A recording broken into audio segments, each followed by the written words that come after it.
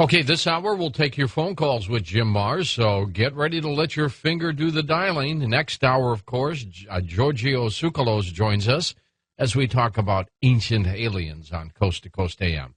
Back with your phone calls in just a moment on Coast to Coast. Hey, Jim, before we get into the calls, two quick questions, and I want you to mention your schedule again that's coming up.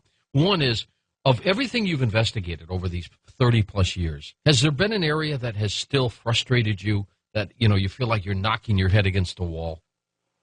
Good question.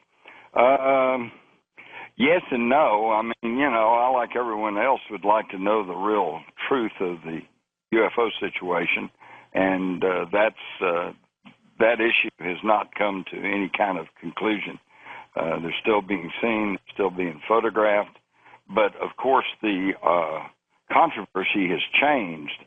I can recall in the 50s and 60s and into the 70s, the argument was that there was actually no such thing, and that it was all just a figment of somebody's imagination, or a misidentified aircraft, or better yet, a mass psychosis. And that one always got me, because as a journalist, I thought, wow, heretofore undiagnosed contagious mass psychosis. What a story.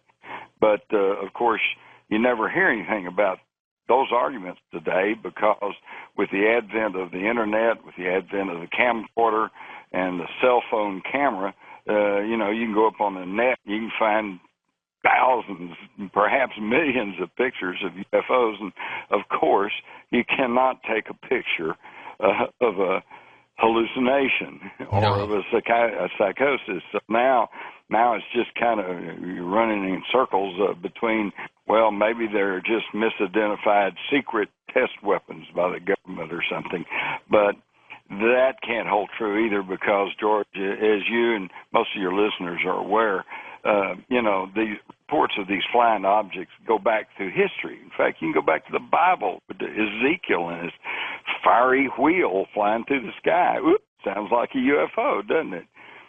So that one has kind of frustrated me, because, like everybody else, I'd love to know the truth and get the true answer. We don't really have that.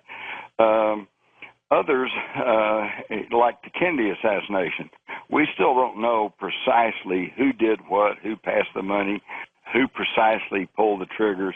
But in a general sense, yes, we do know. Yes, we do. Because once you discard the lone assassin theory, which has been pretty well stripped, in fact, all of the major evidence against Oswald, his fingerprint on the rifle, and the neutron activation analysis, the recording, the acoustics study that was done, all of that has been either at least called into question, and in most instances just thrown out. So obviously there's something else going on. You know, Oswald was there, but if you believe in the conspiracy theory, it's possible they had him there for a totally different purpose, and maybe he didn't even know what was going on. Exactly. In fact, you know, what kills me is Oswald was recorded as saying, "I didn't shoot anyone, I'm just a patsy." And yet none of the official investigations, neither the Warren Commission, the House Select Committee on Assassinations, or even the Assassination Records Review Board, none of those official government studies ever said, hey, could he have been telling the truth? Let's look to see if maybe he was set up. Maybe there was planted evidence. I mean, they've just never even considered it. All right, let's go to the phones. We'll go to Keith in New York, east of the Rockies. Get us going. Go ahead, Keith. Thanks for calling. Good evening. Thank you for taking my call, George. It's good to talk to you again, sir. And Mr. Mars, it's a pleasure, sir. I have two questions. I guess two questions, if you could take them.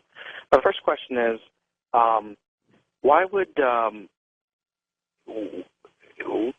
with the space program, according to my notes from Richard C. Hoagland, if President Obama is going to cancel the exploration or the to the moon or the moon exploration budget and whatnot, how does he honestly think we're going to be able to go to Mars and everything like that?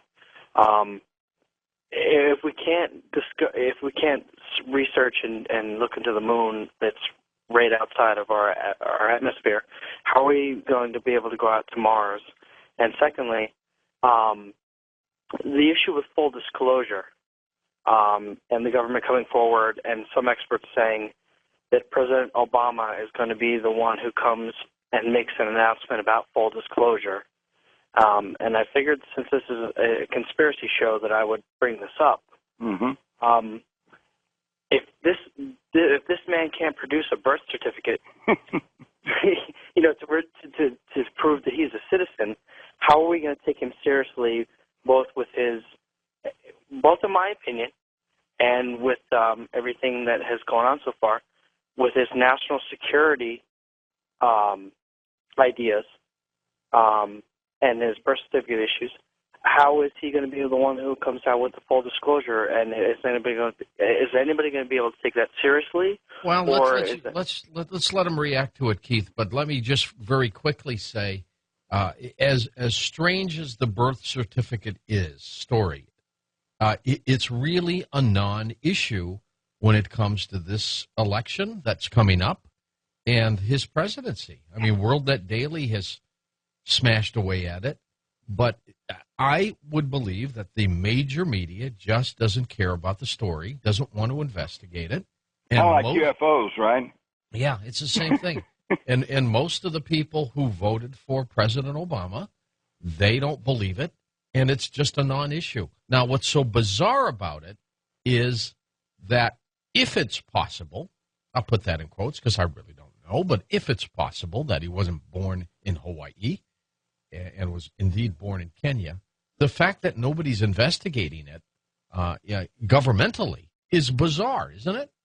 Definitely. In fact, Keith kind of answered his own question, because what I got was, will Obama be the president who actually advances disclosure? And I'm here to tell you, no, I don't think so, because he won't even show his real long-form birth certificate. And, George, I realize what you're saying, and what you said was absolutely true. All of the Obama supporters don't believe it. Well, belief is fine, okay, but it's not fact. Everybody's got their beliefs, and I'm all in favor of everybody having whatever beliefs they want. But a belief is not the truth, and it's not the fact. And here's the problem. In a way, you're also right that the birth certificate issue is really not about Barack Hussein Obama. It's not about race. It's not about religion. But it is, I think, in my estimation, extremely pertinent, because what it comes down to is, are we a nation of law, or are we a lawless nation and susceptible to whoever can grab power through whatever means? The Constitution makes it very clear that the president has to be a natural-born citizen. And to millions of Americans, Obama has not demonstrated that thoroughly and effectively. Incredible. Since before he came to a public eye, before he ran for the Senate, there's so many missing gaps in his career. Exactly. It's bizarre. It's like he didn't exist, and then all of a sudden, there he is. What I like is, I believe it was Fox News that sent an investigative team to, I guess it was Harvard, one of the colleges he attended, and where he said he was head of the debate team, and he, it was a big man on campus, and they interviewed 400 people, and none of them could even remember Obama being there. Now, this is cause for concern, okay? Because if nothing else, if even 20% or more like 50% of the country believes that he's a usurper and that he should not lawfully and constitutionally be in the office, that right there is a problem. So, I know when I was in the military, I was in a military intelligence unit, and I was required to show my birth certificate, which I did. What's the big deal? We all had to. We all had to. When you went to get your driver's license. When you go get your draft card.